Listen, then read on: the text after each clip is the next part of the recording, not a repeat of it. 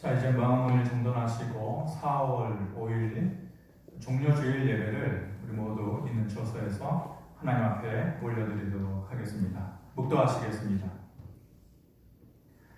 살아계신 아버지 하나님, 은혜를 감사합니다. 주님께서 연약하고 부족한 죄인된 우리들 십자가를 지심으로 구원해 주시고자 그 준비하시는 종료주일을 우리가 기억하고 기념하면서 보냅니다. 이 시간에 임재하여 주시고 있는 처소에서 각자의 환경에 맞춰서 예배할 때에 하나님 한없는 은혜를 허락하여 주시옵시고 다시 한번 회복되어지는 놀라운 축복을 허락하여 주시옵소서. 감사드리며 예수 그리스도의 이름으로 기도하옵나이다. 아멘. 사도신경으로 신앙 고백 드리겠습니다. 전능하사 천지를 만드신 하나님 아버지를 내가 믿사오며 그 외아들 우리 주 예수 그리스도를 믿사오니 이는 성령으로 잉태하사 동정녀 마리아에게 나시고 본디오 빌라도에게 고난을 받으사 십자가에 못 박혀 죽으시고 장사한 지 사흘 만에 죽은 자 가운데에서 다시 살아나시사 하늘에 오르사 전능하신 하나님 우편에 앉아 계시다가 저리로서 산자와 죽은 자를 심판하러 오시리라. 성령을 믿사오며 거룩한 공유와 성도가 서로 교통하는 것과 죄를 사하여 주시는 것과 몸이 다시 사는 것과 영원히 사는 것을 믿사옵나이다. 아멘. 찬송가 526장을 찬양드리겠습니다. 526장입니다. 목마른 자들아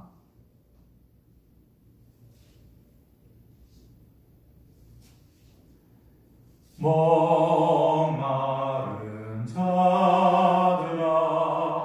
다 이리 오라.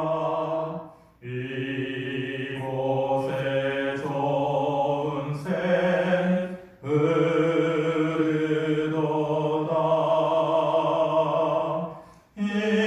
힘쓰고 애쓰니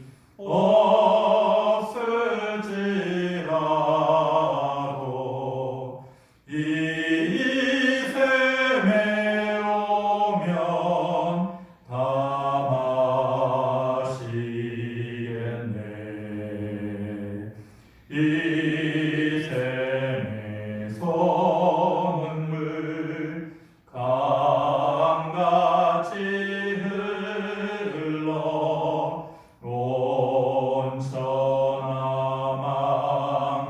천하만국에 다 동하네.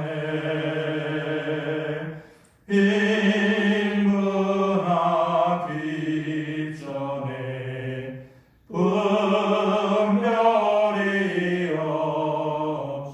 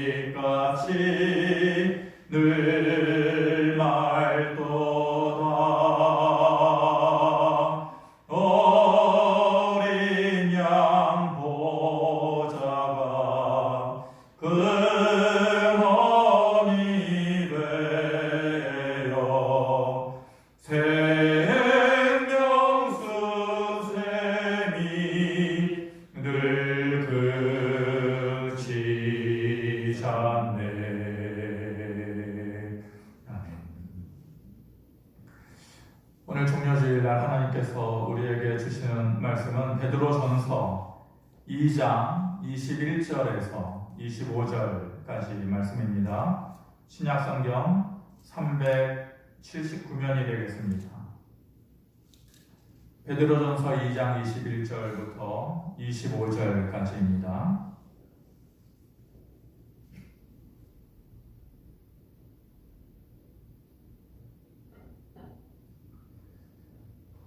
다 찾으셨으면 한 절씩 교독하겠습니다. 이를 위하여 너희가 부르심을 받았으니 그리스도도 너희를 위하여 고난을 받으사 너희에게 본을 끼쳐 그 자취를 따라오게 하려 하셨느니라. 그는 죄를 범하지 아니하시고 그 입에 거짓도 없으시며 욕을 당하시되 맞대어 욕하지 아니하시고 고난을 당하시되 위협하지 아니하시고 오직 공의로 심판하시는 이에게 부탁하시며 친히 나무에 달려 그 몸으로 우리 죄를 담당하셨으니 이는 우리로 죄에 대하여 죽고 의에 대하여 살게 하려 하시리라. 그가 채찍에 맞음으로 너희는 나음을 얻었나니. 같이 봅니다. 너희가 전에는 양과 같이 길을 잃었더니 이제는 너희 영혼의 목자와 감독 되신 이에게 돌아왔느니라. 아멘. 기도하시겠습니다. 고마우신 아버지 하나님, 어려울 때를 살아가는 우리들 이래저래 잃어버린 것 많고 또 그만큼 우리의 마음도 가난해지고 어려워졌습니다. 이 시간에 하나님 말씀 주실 때에 채워지게 하시고 하나님의 말씀으로 인해서 새로운 소망의 힘을 되찾을 수 있도록 축복하여 주시옵소서. 있는 곳곳에서 상황 가운데 하나님께서 교통하여 주시옵시고 모두가 영육 간의 강건함을 힘입는 귀한 시간 되게 하시기를 간절히 바라고 나오며 예수 그리스도의 이름으로 기도하옵나이다. 아멘. 할렐루야. 네, 오늘은 종료주일이고 대신 얻은 것이라는 제목으로 하나님 말씀 전하겠습니다. 오늘 우리가 종료주일을 지내고 다음 한 주간은 주님의 십자가 지심을 기억하는 고난 주간을 우리가 보내게 될 것이고 다음 주는 주님의 부활을 기념하는 부활주일을 보냅니다. 이번에 우리는 혼란 속에서 불안하고 또 마음 아픈 부활절을 사실은 맞이하고 있죠. 하지만 그런 가운데서도 우리가 말씀에 소망을 가지고 기쁨으로 웃을 수 있게 되기를 바랍니다. 각자가 각자의 마음에 믿음의 불꽃을 다시 한번 일으키게 하셔서 상황과 환경을 뛰어넘는 내 안에서 다시 힘을 주시는 하나님의 은혜 가운데에서 웃게 해달라고, 나오미처럼 그렇게 기쁨이 회복되는 삶이 되게 해달라고, 그렇게 하나님 앞에 매달리고 나아가는 그런 한 주간의 삶이 되기를 바랍니다. 보면은 사람마다 살면서 기쁨을 얻는 이유가 조금씩은 다 다른 것 같습니다. 어떤 사람들은 한겨울을 지내고 나서 바위 틈에 혹은 돌 틈에 이렇게 피어난, 아니면 들녘에 피어나는 이름 없는 그 들꽃 하나를 보면서도 작은 희망을 또 기쁨을 가지는 사람들도 있을 것이고, 또 어떤 사람들은 멀리서 들려오는 옛 노래의 그 한 소절을 들으면서도 슬픔을 씻어내는 그런 사람들도 있을 것이고, 또 어떤 사람들은 똑같이 어려운 시기를 보내고 있는데 친구들끼리 이렇게 주고받는 별 의미 없는 농담 한마디를 통해서 가볍게 웃으면서 그래 인생은 뭐 별거냐, 욕심 없이 이렇게 내려놓고 작게라도 이렇게 웃다 보면 다시 좋아지겠지, 그렇게 하면서 힘을 내는 사람들도 주변에는 있을 것입니다. 어떻게 보면 우리가 다시 웃을 수 있도록 하는 힘을 주는 것이 그렇게 대단한 것은 아닐 것이다, 큰 것은 아닐 것이다 라는 생각도 하게 되는 것이죠. 사람은 아주 작은 것을 통해서도 크게 느낄 줄 알고, 또 아주 작은 감정을 통해서도 큰 아픔을 이겨낼 수 있는 사람만의 그 독특한 유전자가 있는 것 같습니다. 그러니까 사람이 가장 뛰어난 동물이 되는 것이겠죠. 깊게 사과할 줄 알고, 또 그 어려움을 통해서 더 강해지고 더 깊어지고, 그것이 사람이고 인생인 것 같습니다. 다음 주가 부활주일입니다. 아픔이 있고 두려움이 있는 시기를 살아가고 있지만 주님의 부활을 생각하는 그것만으로도 우리가 희망을 보고 기쁨을 되찾을 수 있는 한 주간의 삶이 되어지기를 바랍니다. 누군가는 사람을 통해서 힘을 얻고 또 누군가는 자기의 긍정적인 생각을 통해서 새 힘을 얻고자 할 때에 우리는 주님의 부활을 생각하면서 단지 그 이유만으로도 새 힘을 가질 수 있는 그런 삶이 되기를 주님의 이름으로 다시 한번 축원합니다. 본문 18절 이하에서 베드로가 그리스도의 고난에 대해서 말하면서 19절과 20절에서 공통적으로 표현하는 말이 있습니다. 19절 말씀 또 20절 말씀 같이 한번 보겠습니다. 19절 시작. 부당하게 고난을 받아도 하나님을 생각함으로 슬픔을 참으면 이는 아름다우나 20절 죄가 있어 매를 맞고 참으면 무슨 칭찬이 있으리요. 그러나 선을 행함으로 고난을 받고 참으면 이는 하나님 앞에 아름다우니라. 아멘. 이 말씀을 다시 보면 하나님을 생각하면서 슬픔과 고난을 참으면 하나님 앞에서 아름다운 것이다 라고 말을 합니다. 아름답다라는 표현을 쓰고 있죠. 도대체 어떤 사람이라면, 어떤 내공을 가진 사람이라면, 아니면 삶에 있어서 어떤 성숙함에 이른 사람이라면, 도대체 그 어떤 사람이라면 슬픔이 있고 고난을 당하는 삶 가운데에서 그래, 내 삶은 아름답다, 내 삶 가운데 성숙함이 있고 그 성숙함 속에 아름다움이 있다라고 말할 수 있는 사람이 누가 있겠어요? 그러니까 여기에서의 이 말씀은 그런 의미로서의 아름다움을 얘기하는 것이 아니죠. 이 아름답다라는 말의 원어적인 표현을 보면 인정받는다라는 표현이 있습니다. 즉 하나님 앞에서 하나님을 생각하면서 슬픔을 이겨내고 고난과 고통을 이겨내고 견뎌내는 사람은 하나님 앞에서 인정받는 삶이 된다는 것입니다. 하나님 앞에서 인정받는 삶이라는 것은 유익한 삶이 된다는 것이겠죠. 그저 사라져버리는 삶이 아니라 그것에 대한 하나님의 갚으심이 있고 또 채우심이 있는 은혜가 있는 삶이 될 것이라는 겁니다. 그래서 베드로는 계속해서 이렇게 말을 이어갑니다. 21절에 보면 이를 위하여 너희가 부르심을 받았으니 그리스도도 너희를 위하여 고난을 받으사 너희에게 본을 끼쳐 그 자취를 따라오게 하려 하셨느니라. 이것을 위해서 우리 모두가 부르심을 받았다. 그리고 주님은 그런 우리들에게 본을 보여주시면서 그 뒤를 따라오게끔 하셨다는 겁니다. 주님께서 우리에게 본을 보여주신 그 본이 무엇입니까? 바로 고난의 십자가를 지신 것입니다. 그리고 그 뒤를 따라오라고 하는 것, 주님의 뒤를 따라오라고 하는 그 의미가 무엇입니까? 주님께서 보셨을 때에 너희도 앞으로 너희의 삶을 살아갈 때에 이런저런 슬픔과 고난을 당하게 될 것이라는 것을 이미 주님께서 아시고 미리 말씀을 해주시는 것입니다. 그렇다고 보면 주님께서 먼저 그 삶의 모습이 우리에게 있을 것을 얘기하면서 만약 우리의 삶에 고난만 있는 삶이라면 뭐가 좋다고 주님께서 따라오라고 하셨겠나? 주님께서 본을 보여주시고 따라오라고 하는데 고난만 있고 슬픔만 있고 눈물에 있는 삶이라면 뭐가 좋아서 주님께서 우리 보고 따라오라고 하셨겠나? 또 반대로 그 말을 듣는 사람들은 그런 삶이 뭐가 좋아서 따라가겠는가? 그런 의문을 품게 되는 것이죠. 그런데 그 말이 아니라는 것을 19절, 20절에서 우리가 알 수가 있습니다. 다시 한번 그 말씀을 되새겨보면 그 삶이라고 하는 것이 분명히 하나님 앞에서 인정받는 삶이다. 갚으심이 있는 삶이기 때문에 우리 보고 주님의 뒤를 따라오라고 그렇게 말씀해 주신 것입니다. 그렇다면 우리가 주님의 뒤를 따라가야 하는 그 고난의 삶, 어떤 고난이어야 하는 것인지, 그리고 그 고난을 통해서 우리가 대신 얻게 되는 것이 무엇인가, 그거에 대해서 말씀을 보면서 살펴보겠습니다. 첫 번째 그 고난이라고 하는 것은 끝내 유익이 있는 고난이라는 것입니다. 한번 따라해 보겠습니다. 있는 곳에서 한번 따라해 보시기 바랍니다. 끝내 유익이 있는 고난이다. 19절에 있는 말씀을 우리 다시 한번 읽어볼까요?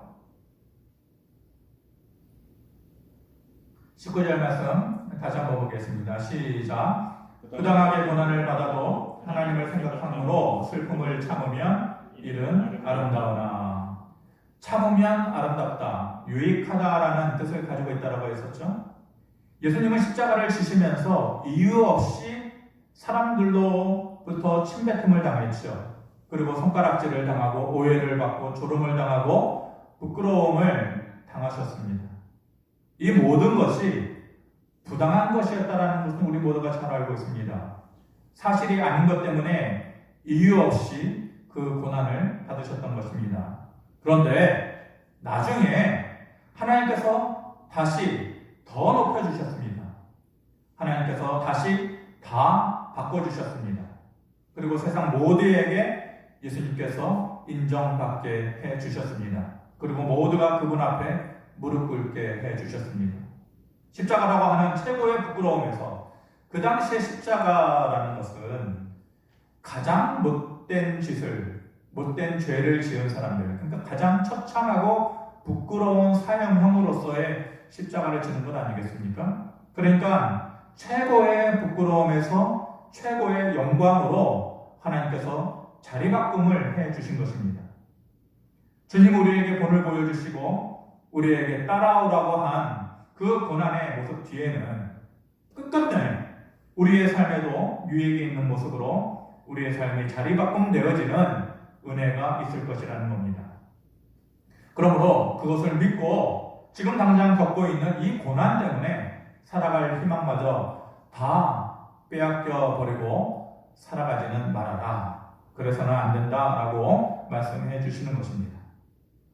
첫 번째는 그 고난이 유익이 있는 고난이라는 것이고, 두 번째는 그 고난이 하나님께서 책임지시는 고난이다라는 겁니다.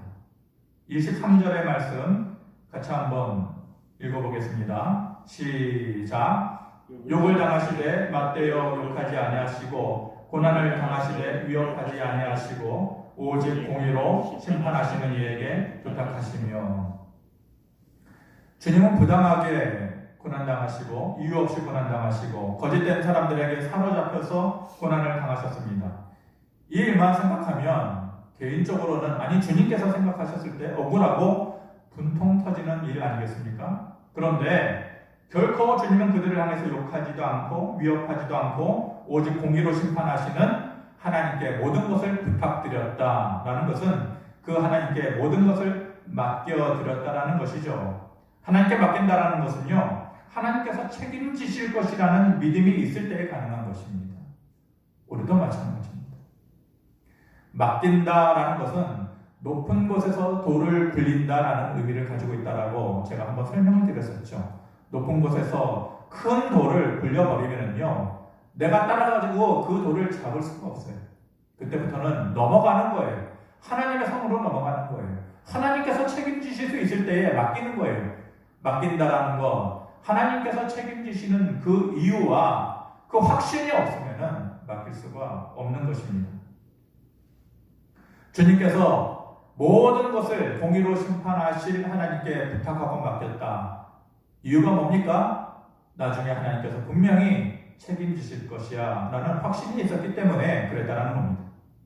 주님은 십자가 위에서 사람들의 욕으로 대응하지 않으셨습니다. 무고하게 고난을 당하시면서도 그들을 향해서 어떤 위협도 하지 않으셨습니다. 다만 그 모든 되어지는 일들의 끝을 우리는 모르지만, 우리는 과정도 보고 있으면서도 과정도 모르고 되어질 일의 결과도 모르지만은 하나님은 그 일을 아시기 때문에 되어질 모든 일들의 끝을 아시는 하나님께 모든 것을 맡기고 부탁하고 있는 것입니다. 고난에 대한 책임을 하나님께서 지실 것을 확신하셨기 때문에 그렇게 하신 것입니다. 지금 우리는 모두 어려운 시기를 살아가고 있습니다. 코로나19로 인해서 사회적인 불만이 여기저기에 팽배해 있죠. 하지만 누군가를 탓한다고 해서 해결될 일이 결코 아닌 것입니다. 누구로부터 되어진 것입니까? 누구로부터 확산된 것입니까? 사람이 이 일을 일으키고 사람이 그것을 발전시키고 행여 그랬다 할지라도 사람이 해결할 수 있는 그것이 아니고 하나님께서 책임지시고 하나님께서 해결해 주시고 하나님께서 이루어 주실 것이라는 믿음이 우리에게 이 시점에는 필요한 것입니다. 하나님의 손길을 기대해야 되는 것이고 하나님께 맡겨야 되는 것입니다. 하나님의 때가 되어질 때까지 우리는 기다려야 하는 것입니다. 그리고 이 고난이 하나님께서 책임지시는 고난이 될 것을 믿음으로 하나님께 맡기고 원망하고 불평하지 않고 분노하지 않는 삶의 그런 평온함을 우리는 간직할 수 있어야만 하는 것입니다. 마지막으로 세 번째, 이 고난은 어떤 고난입니까? 대신 얻는 것이 있는 고난입니다. 다시 한번요. 어떤 고난입니까? 첫 번째는 끝내 유익이 있는 고난이고, 두 번째는 하나님께서 책임지시는 고난이고, 마지막으로 그것을 통해서 대신 무엇인가를 얻는 것이 있는 고난이라는 것입니다. 24절의 말씀을 제가 한번 읽어드립니다.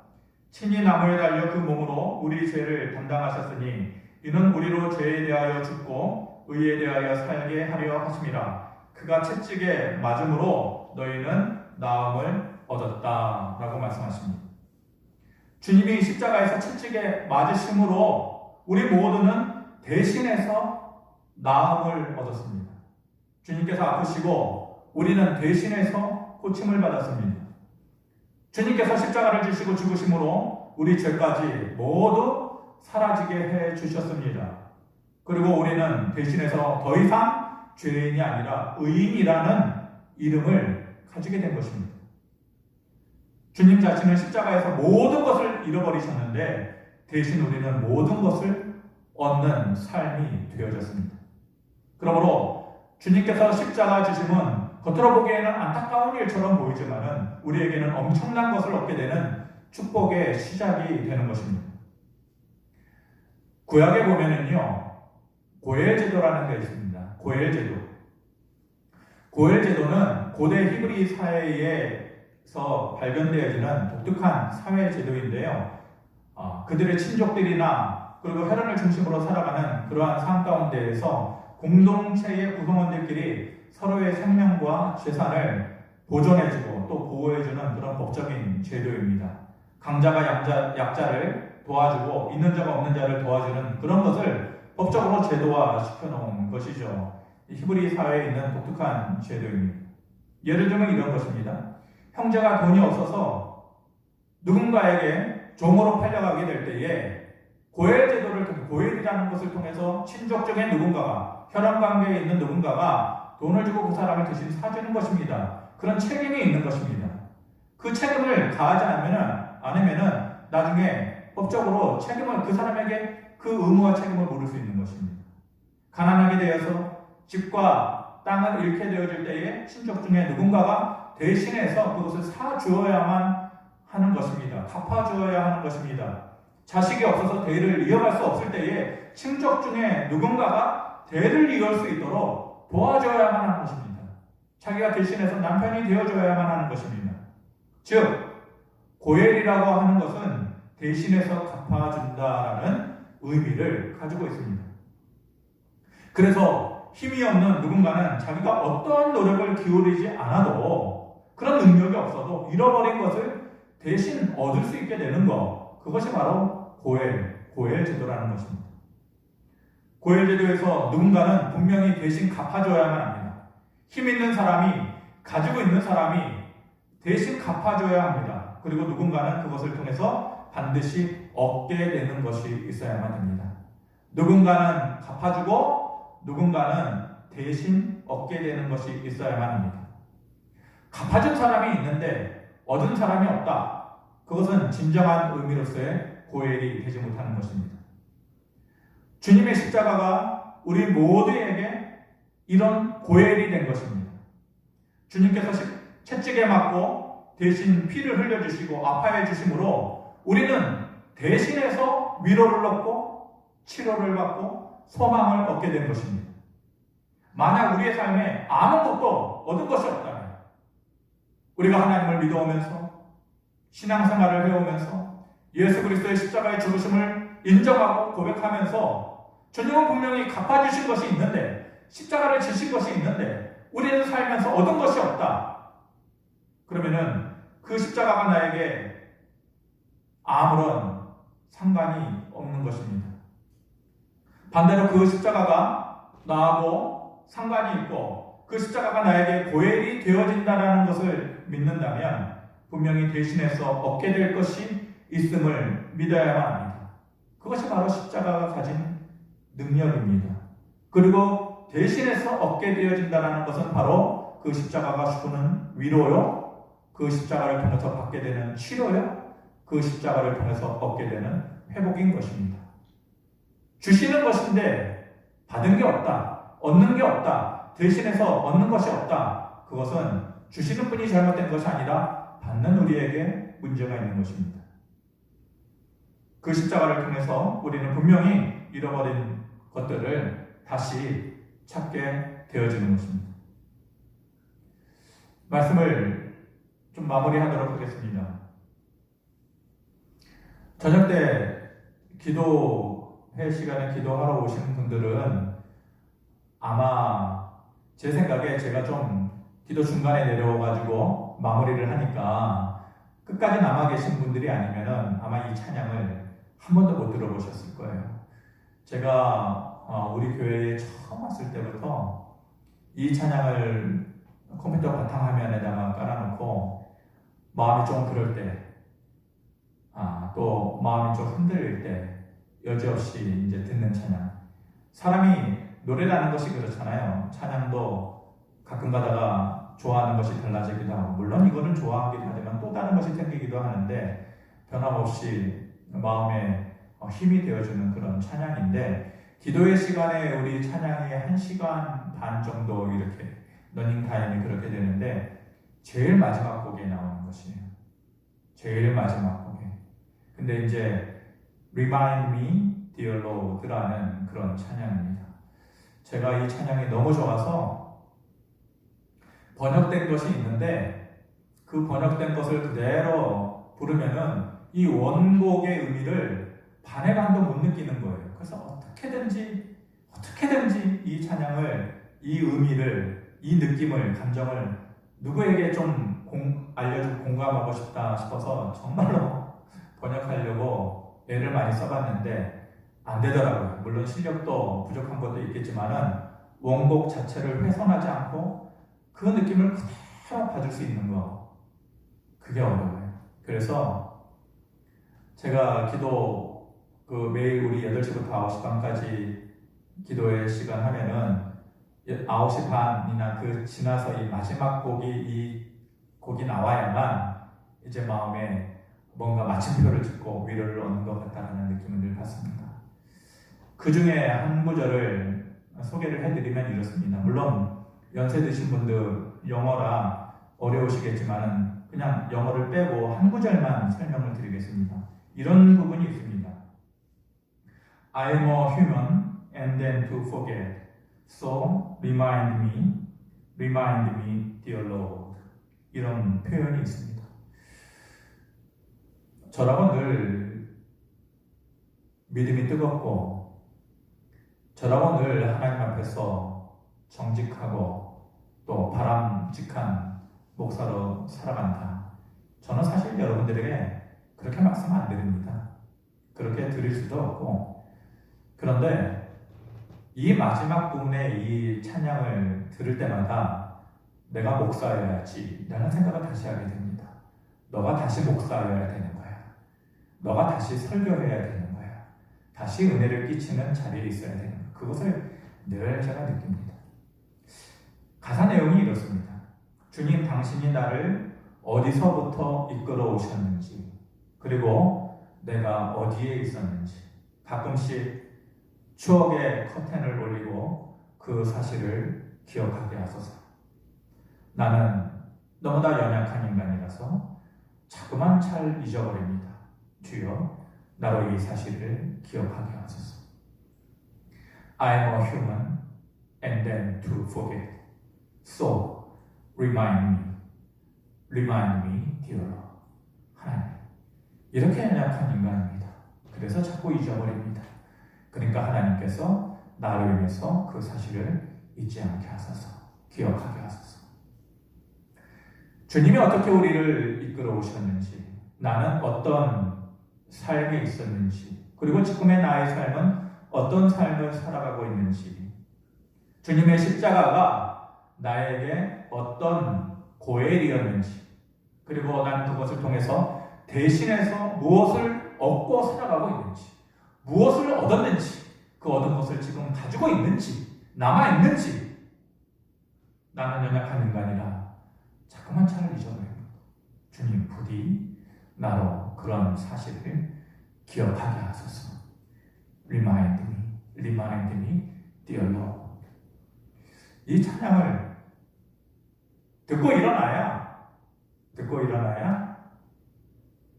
뭔가 마침표를 찍은 듯한 그런 느낌을 받습니다.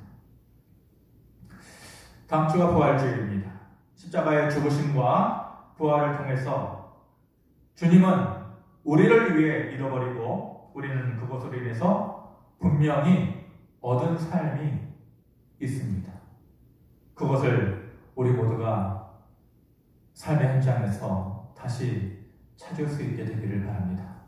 누군가는 위로를, 누군가는 치료를, 누군가는 웃음을, 누군가는 회복을, 그렇게 주님이 대신 잃어버려 주시고 대신 우리는 얻게 된 것을 주님의 십자가 주심을 기억하면서 나름대로 하나씩 경험하면서 감사의 고백을 할 수 있는 그런 한 주간의 삶이 되시기를 주님의 이름으로 축원드립니다. 기도하겠습니다. 하나님 감사합니다.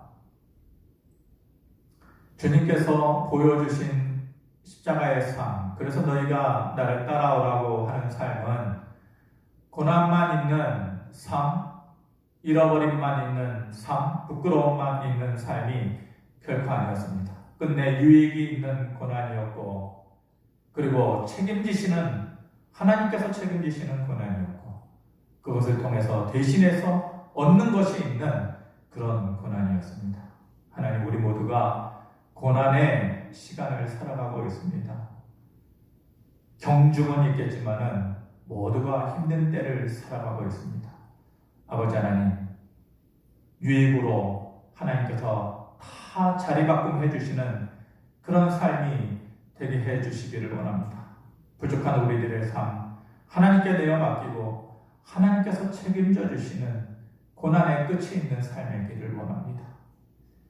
우리의 고엘 되시어서 주님 조롱받고 침뱉음 당하고 십자가에서 눈물과 또한 물과 피를 다 쏟으신 대신에 우리가 더 귀한 것을 얻고 더 생명 있는 것을 얻게 되었다라는 것을 다시 한번 기억하면서 또 감사하면서 살 수 있게 되기를 바랍니다. 생각만이 아니라 다시 찾을 수 있게 되기를 바랍니다. 그것을 자랑할 수 있는 삶이 되기를 바랍니다. 그런 한 주간의 삶이 되도록 성령님 우리의 삶 가운데 함께하여 주시고 교통하여 주시기를 원합니다. 작은 것으로 하나님께 예물 돌려드립니다. 아버지 하나님, 더 많이 드릴 수 있게 되기를 바랍니다. 더 기쁨으로 드릴 수 있게 되기를 바랍니다. 내 자신을 위해서 쓰는 것 이상으로 하나님께 드림을 감사함으로 할 수 있는 그런 믿음 되기를 바라고 그런 삶 되기를 바랍니다. 아버지 하나님, 하지만 그 가운데서도 여전히 힘들게 삶을 영위해 나가는 사람들도 분명히 있습니다. 영육간에 강건하지 못하고 육신이 가난하고 또한 영적으로 병들고 또한 믿음이 약해져 있는 사람들도 분명히 있습니다. 아버지 하나님, 그들에게 기쁨이 무엇냐, 웃음이 무엇냐 묻는 것 자체가 사치이고 조롱이 될 때도 있을 것입니다. 사람이 해주지 못하는 것, 하나님께서 손 얹어주시고 하나님께서 갚아주시고 하나님께서 채워주시기를 원합니다. 그래서 하나님 앞에 나올 때마다 희망이 싹트게 해주시고 고침이 있게 해주시고 다시 한번 아버지 하나님 앞에서 노래할 수 있는 그런 삶이 되도록 축복하여 주시기를 간절히 바라고 합니다. 이 물질이 쓰이는 곳곳마다 하나님의 영광이 드러나게 하시고 더 큰 것으로 하나님께 기쁨이 되는 삶이 되는 그런 축복의 삶이 되기를 간절히 바라고 나오며 예수 그리스도의 이름으로 축복하며 기도하옵나이다. 아멘. 네, 교회 소식을 몇 가지 전해드리고 축도로 예배를 마치도록 하겠습니다.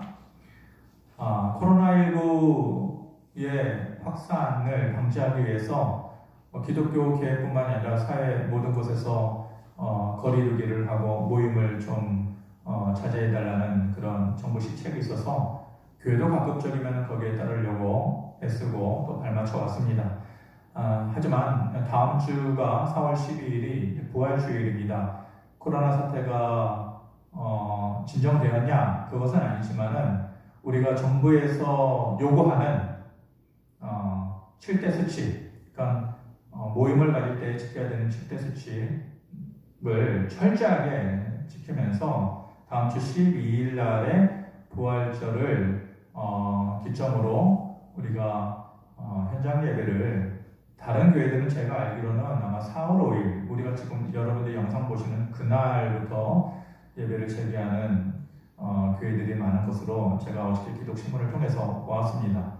저희는 12일 날 부활절을 시작으로 공식적인 모임을 가지려고 합니다. 아마도 아직도 이제 의견이 분분한다는 것을 제가 알고 있고 또 얼마나 모이실까라는 걱정도 있지만은 부활절을 한두 주 미루는 대안도 있는데 그게 그렇다고 해서 특별한 달라지는 것이 있겠나 싶은 생각에 부활절은 그대로 드리는 것으로 그렇게 하겠습니다.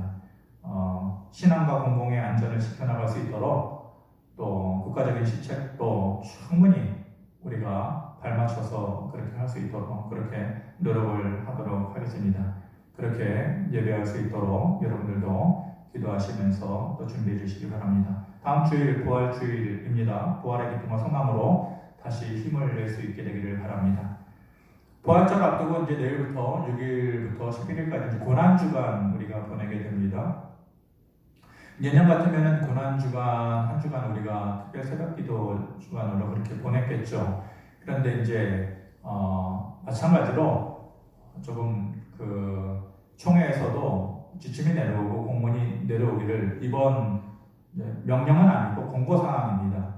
고난주간의 총회에서 전국 교회가 함께 고난주간에 같이 예배할 수 있도록 새벽에 영상을 목사님들이 이렇게 한 번씩 돌아가시면서 제작을 해서 금요일부터 하루하루 이렇게 배포를 하기 시작을 했습니다.